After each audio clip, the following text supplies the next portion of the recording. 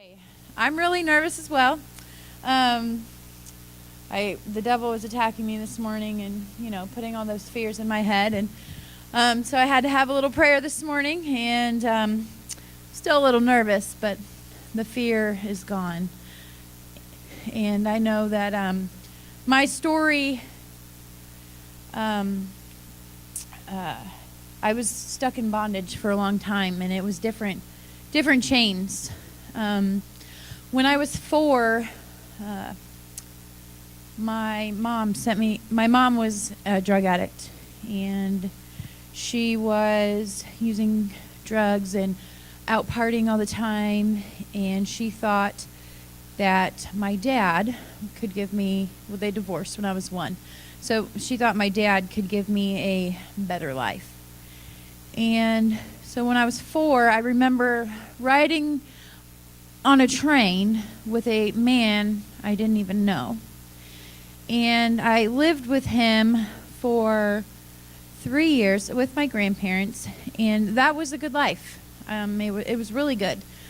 I was not raised in a church. My grandparents were Catholic, and they would go to midnight mass on Christmas Eve and stuff like that, but I never knew about God. And so then my dad met my stepmom, and I thought she was great too. And then we moved to Columbus, away from my grandparents, and I'm not really sure what went wrong, but after my little sister was born, my dad kind of pushed me out of the picture, and all of his anger was directed towards me. I remember when I was 10 years old, and my dad he was angry about something, and I had done something to upset him, and he picked me up, and there was a flight of stairs, and he threw me down the flight of stairs. And I always wanted to please my dad, and so I always tried to be on my best behavior, but no matter what I did, it wasn't good enough. And I had 3 sisters by the time I was 12, and I was never like them. I was always the outsider, and I would be locked in my bedroom, or I was called names that no 12-year-old should be called by her parents. My stepmom was very abusive to me as well. So when I was almost 13, I went to school one day, and my dad had chased me around the house the night before with my little sister, my baby sister, on his hip. And he had a knife in his hand, threatening to kill me, running around the kitchen table. So I went to the counselor at the school the next day, and she was in a meeting, and I told the person that was telling me she was in a meeting, okay, fine, well, if I don't get to talk to her today, I'm not going to be here tomorrow. If I have to go home, I'm going to kill myself. And I really had planned on it. I mean, I just wanted help. I wanted out of the situation that I was in. And so I got put in foster care. The DFS came and all that stuff. And I said, I'm not going home. I'm not going there. And so they did like a interstate compact with my mom, because she lived in Missouri and I was in Vermont at the time. So it took about 6 to 8 months for my mom to be approved for me to go live with her. Now, when I lived with my dad, it was very strict. I had thousands of rules. I couldn't use the phone. I couldn't have friends. I couldn't go over to their houses. So when I go to my mom's, and I'm already angry with my mom because I think that it's her fault. I'm putting it on her because she let me go live with some man I didn't even know that ended up abusing me for several years. So I'm already angry with her. And she's drinking. She had been clean for several years at the time. And so she goes to the bar, and I pretty much go from having thousands of rules and because I made my mom feel bad, no rules. So I started drinking at the age of 14, and just doing whatever it was. I was always seeking for other people's approval, and I still didn't know God at this point. And I was always looking for someone else's approval. When I was 16, I met a boy, and I thought he was everything. He made me feel good about myself, and he was, everything I wanted, because I just wanted to be loved. And I ended up moving in with him at 16, and dropped out of school, and started using drugs and started drinking even more. And we lived with his parents, and the way that his dad treated his mom was, I've never had a good example of how a man should treat a woman, ever. So when I look at that, I'm like, oh, okay, well, this is normal then. It's normal for men to treat women badly. And I got pregnant at 17, and I had my baby, and I had her for about a year, and I started using drugs every day, and I didn't have time for a new baby, and at that time I didn't know how to love. I was robbed of what love was, and I never knew what it was. So someone that I went to school with and that I was close with took her all the time.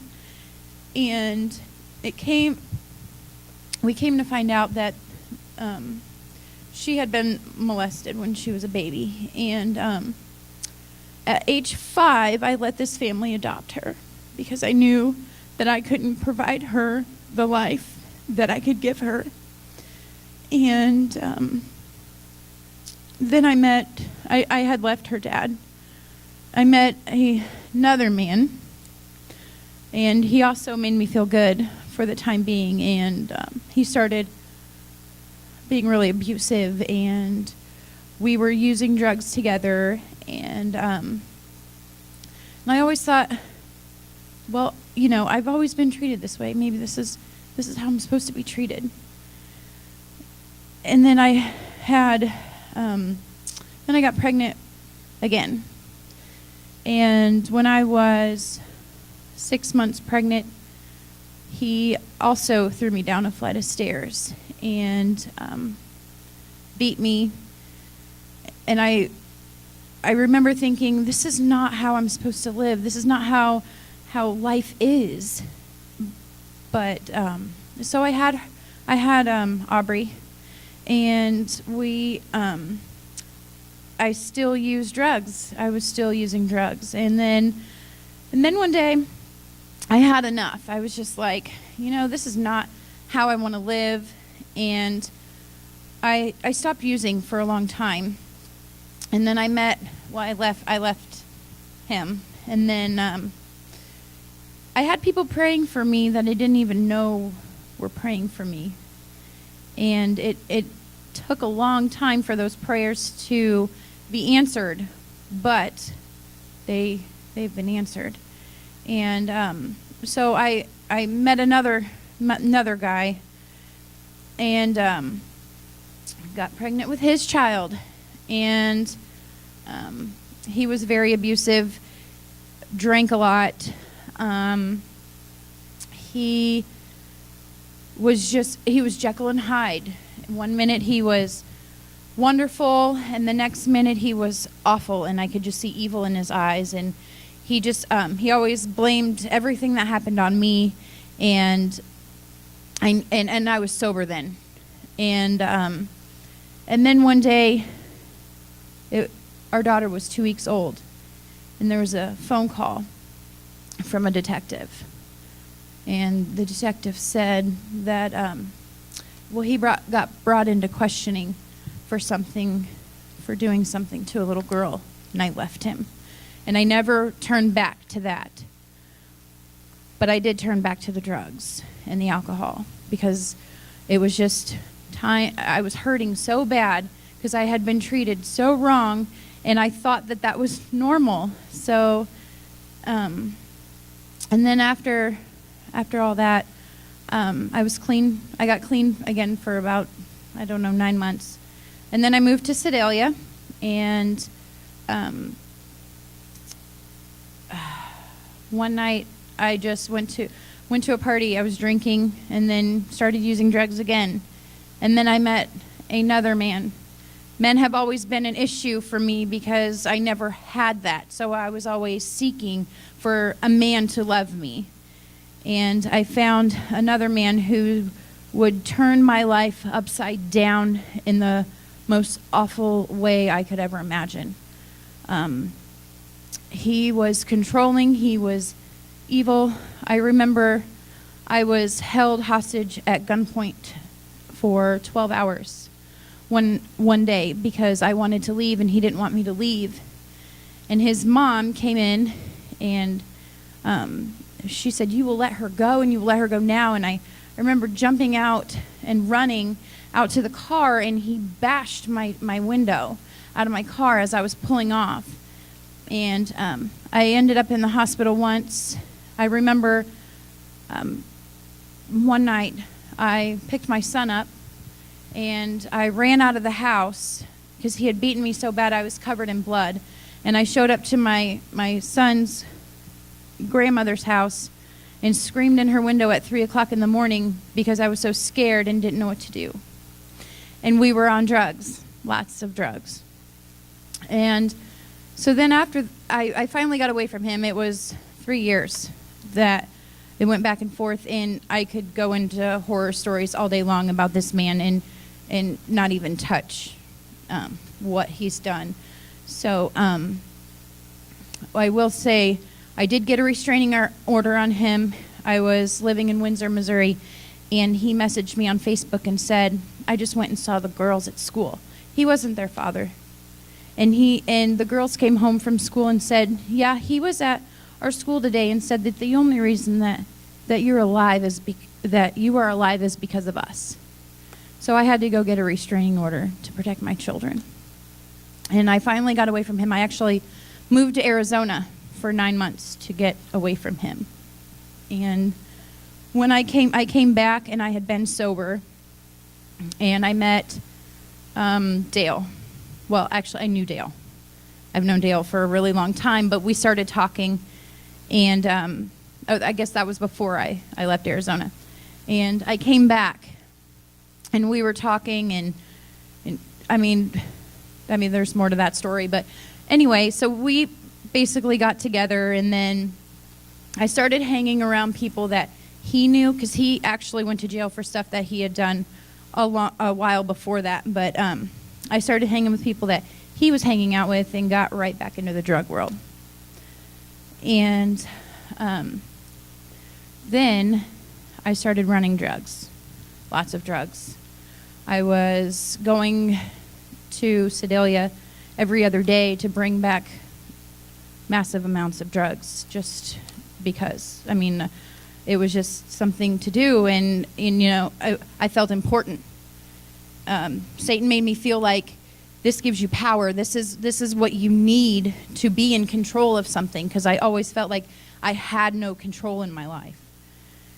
And one day, I was on my way back, and I got in trouble. I got picked up, and I got put in jail, and I don't know how, but I kind of talked my way out of that one, because I told them all kinds of stuff, like they gave me 30 days to turn these people in, and I took the 30 days, and I ran.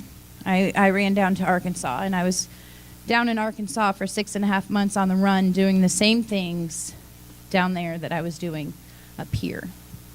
So on the night of December 30th, 2014, I was arrested.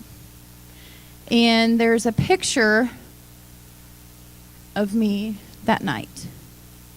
That's who I was before God came into my life. And I remember telling the boy or the guy that I was with, I was like, I'm tired. I'm really tired. And before in my addiction, before I went on the run, I would get high and I would come into this church high. And I'd go to that altar, and I don't even know why, because I didn't even know God. I just knew something was pulling me to be somewhere where God was. And I'm like, and I kind of put it off as a facade, like, I go to church. I may do drugs, but I go to church, So I'd come to this altar, and I'd pray, and I'd say, God, take this from me, even though I didn't know that he could really do it, I'd walk out of here, and 15 minutes later, I'm going to sell more drugs. So when I go down to Arkansas, I remember saying, I'm just tired. I wish this would go away. And, well, he heard me. They arrested me. They pulled me over and they arrested me. And I remember going into the jail and sitting down and telling the girl in the cell with me, because I actually was in a mess with her down there. And I said, I think there's a reason I'm here. And she's like, yeah, probably because you messed up and got in trouble. And I was like, no, there's a bigger reason I'm here. And I said, I was just tired. I was drained. I said, I feel like this is my time to get right. And so Morgan County came and picked me up because I was extradited back to Morgan County. I was in there for 95 days, and I kept praying for patience. Yeah, don't ever pray for patience. I had a bed date at the Agape House in Arkansas, and that's a 4-month in, 4-month out faith-based rehab. And I found another place, and I was like, oh yeah, I can get in there quicker. I can get out of here faster. And I went to this place, and by the first week I was there, I was like, nope, nope, this is not for me. So I called the attorney, and I would go into details, but I'm not going to, because it was just not the place that I needed to be. And I called my attorney when I finally got access to a phone. And I said, this place is awful. Like, I just want to come back to jail. And she's like, you are out free and you want to go back to jail? And I said, yes, ma'am. And she said, well, how are you going to get there? I said, I don't know, but I will find a way. And so a week later, I left from that house at like 12:30, showed back up at Morgan County, and turned myself in again. And the funny thing is, the day that I turned myself back in to Morgan County was the day I had a bed date at the Agape House in Paragould. So I had to wait even longer. I had to wait another month. So God was really showing me patience there. I got out, and I went to the Agape House. And that's where I found God. I found that no matter what you've been through, no matter what you've done, God is right there with you. And all you have to do is invite him in and let him love you. I have so much grace in my life. It's crazy. I've committed adultery on my husband. He has forgiven me and never brings it up. I have gone against my kids. I remember when I was in a mess, I would look at the phone, know that they were calling, and ignore it. They were at my mom's house. I didn't need to worry about them.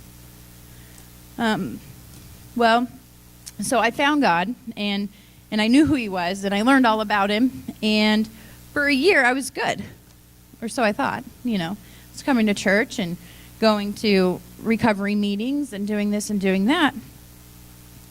And I thought I had it.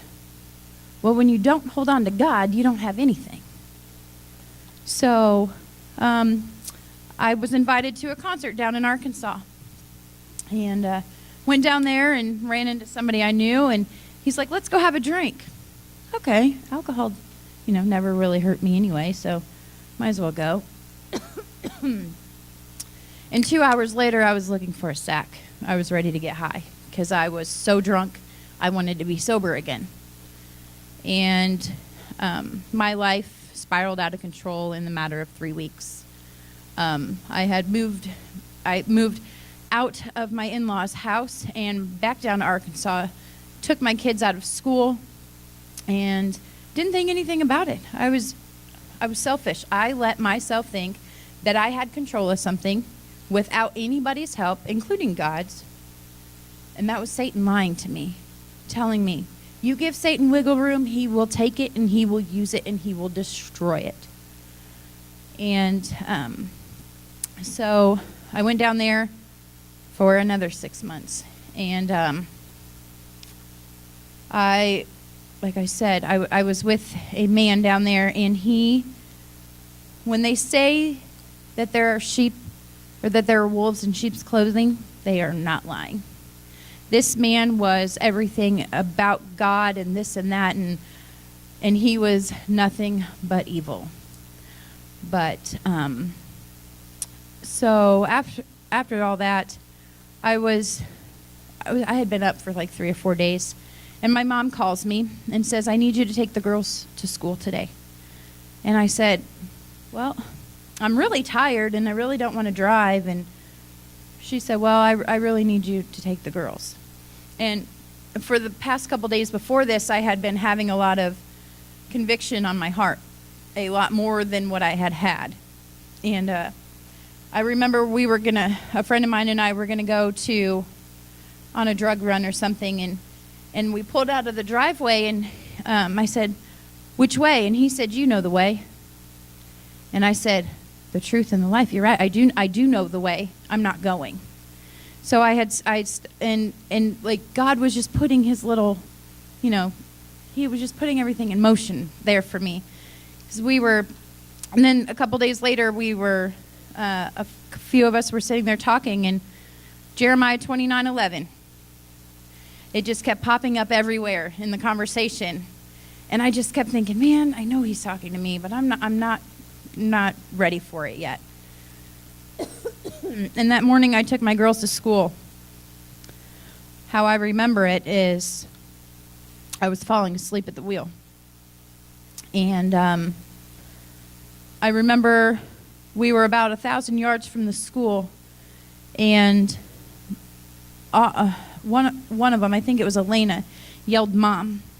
And I look up, and there's this big truck, and my car was kind of off like this.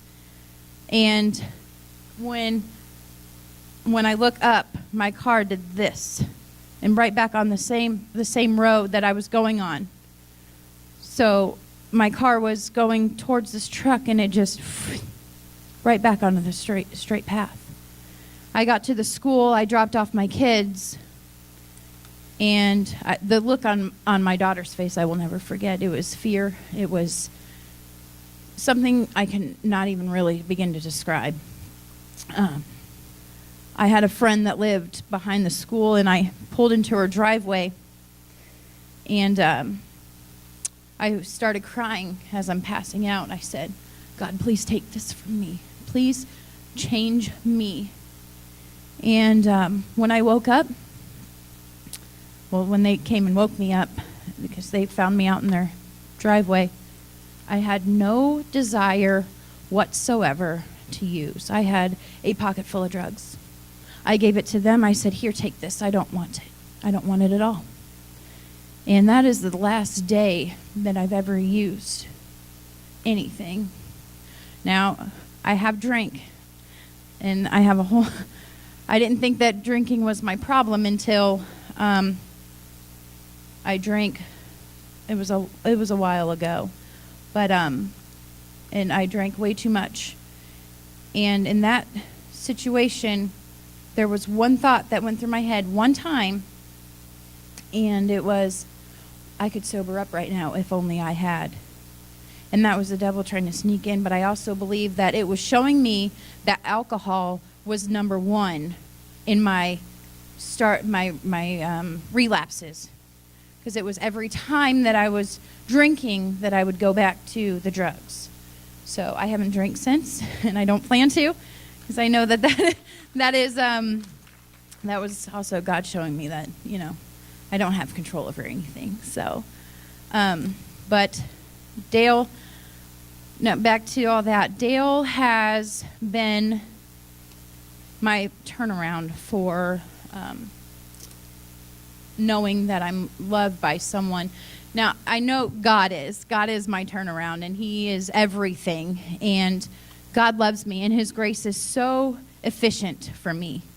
And I know that God has made me worthy, and that I know I am loved, and I know I am enough, because God says so. And he gave me Dale to show me that not all men are evil and wrong and will treat women the way that they do. My kids have flourished. They are amazing kids. God has turned my life and brought it from the pits of hell to a God-loving family, and I cannot express enough how blessed we are and how grateful we are for everything that God has done in our lives. And I do have some scriptures. Of course, it's Jeremiah 29:11 and through 14. For I know the plans I have for you, says the Lord, plans to prosper you and not to harm you, plans to give you hope in a future.